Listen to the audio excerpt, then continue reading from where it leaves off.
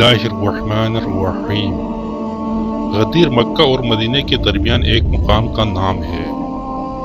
یہ وہ جگہ ہے جہاں مختلف علاقوں سے آنے والے حاجی جدا ہو جاتے ہیں۔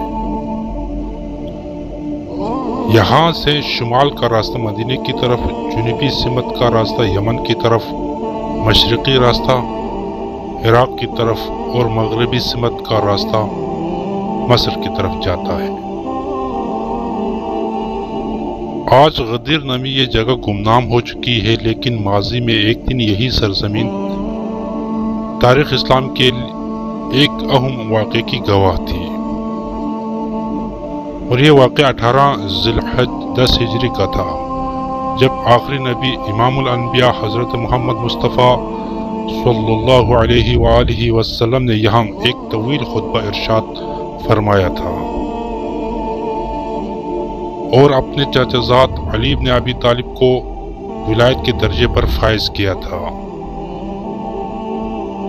غدیر خم کا پس منظر کچھ یوں ہے کہ نبی کریم حضرت محمد صلی اللہ علیہ وآلہ وسلم ہجرت کے 10ویں سال 26 ذی القعدہ کو ہزاروں کا قافلہ لے کر حج کے لیے مدینہ سے مکہ کی طرف روانہ ہوئے، کیونکہ یہ آپ صلی اللہ علیہ وآلہ وسلم کا آخری حج تھا، اس لیے یہ حجۃ الوداع کے نام سے مشہور ہوا، جس میں 90,000 سے زیادہ صحابہ کرام شامل تھے۔ مناسک حج مکمل کرنے کے بعد حضور نے کعبۃ اللہ کو الوداع کہا اور حرم سے رخصت ہوئے۔ واپسی میں 18 ذی الحج کے دن یہ عظیم قافلہ جوفہ پہنچا۔ جوفہ مکہ سے 13 میل کے فاصلے پر موجود ہے۔ اس کے قریب 2 میل کے مسافت پر ایک تالاب ہے جسے غدیر کہا جاتا ہے۔ یہ مقدس قافلہ غدیر کے قریب پہنچا تو جیسے ہی آپ غدیر خم تک پہنچے تو اللہ پاک نے جبریل کو اپنے محبوب کی طرف بھیجا اور یہ فرمایا، تیرے خالق کا ارادہ ہے کہ پہنچا دے وہ پیغام جو ہم نے تم پر لازم کیا۔ اگر آج یہ پیغام حق نہیں پہنچایا تو سمجھ لینا تم نے رسالت کا کوئی بھی کام انجام نہیں دیا۔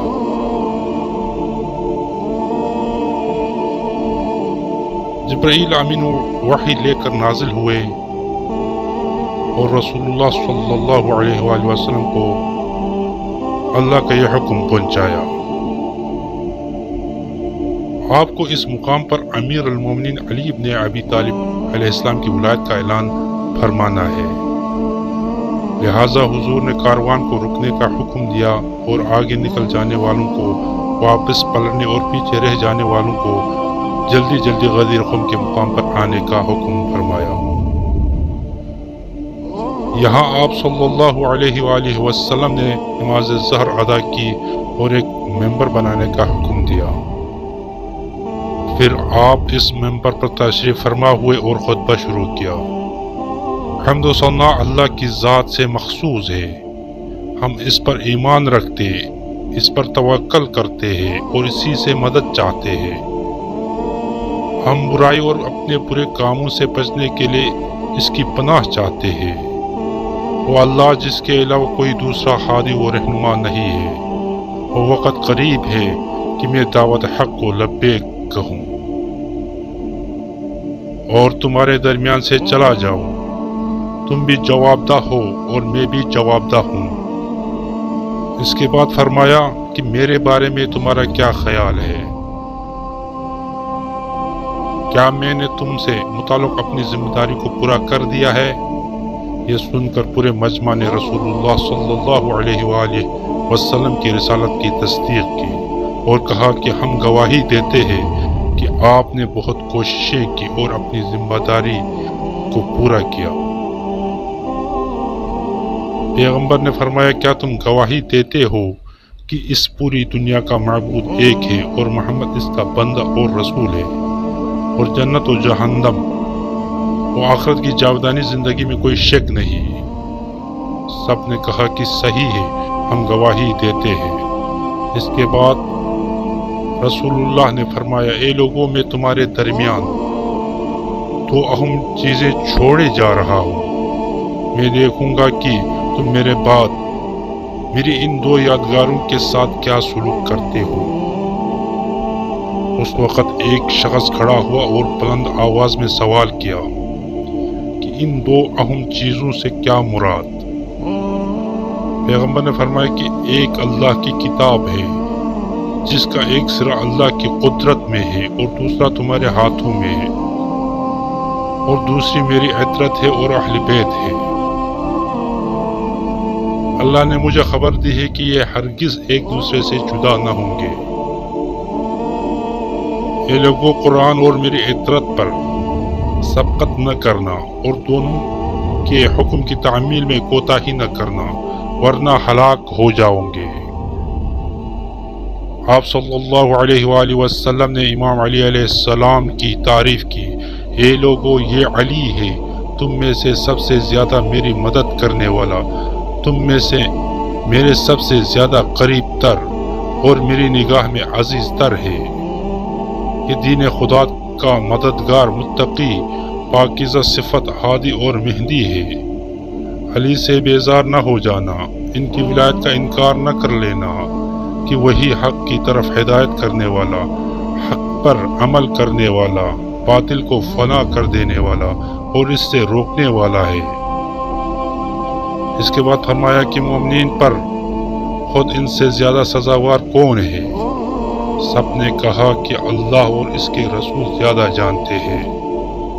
رسول اللہ نے فرمایا، اللہ میرا مولا ہے اور میں مومنین کا مولا، اور میں ان کے نفسوں پر ان سے زیادہ حق رکھتا ہوں۔ پھر آپ صلی اللہ علیہ وآلہ وسلم نے حضرت علی کا ہاتھ پکڑ کر اتنا اونچا فرمایا کہ دونوں کی بغلوں کی سفیدی نظر آنے لگی۔ رسول اللہ نے فرمایا، من کنت مولا فہذا علی مولا، جس کا میں مولا ہوں اس کا یہ علی مولا ہے۔ اے اللہ، اس شخص کو اپنا دوست رکھ جو علی کو دوست رکھے، اور اس کو دشمن رکھ جو علی کو دشمنی رکھے۔ اس سے محبت کر جو علی سے محبت کرے، اور اس کو رسوا کر جو علی کو رسوا کرے، اور حق کو ادھر موڑ دے جدھر علی مڑے۔ غدیر کی اس تاریخی خطبے میں آپ صلی اللہ علیہ وآلہ وسلم نے امت کو یہ صاف پیغام دیا کہ حضور کے بعد اسلامی معاشرے کے رہبر اور رہنما حضرت امام علی علیہ السلام اور آپ کے اہل بیت ہوں گے۔ امام علی اور آپ کی اولاد ہم پر ولایت اور حاکمیت رکھتے ہیں، جن کی ولایت و برکات سے ہمیں فیضیاب ہونا ہے۔ خطبہ غدیر اس بات کا اعلان تھا کہ امام علی اور عطرت رسول سے محبت و اطاعت ایمان کا حصہ ہے اور مومن ہونے کی شرط ہے۔ والسلام علیکم ورحمۃ اللہ وبرکاتہ۔ حاضرین، اگر ویڈیو پسند آئے تو ہمارے چینل علی والے کو سبسکرائب کریں۔ شکریہ۔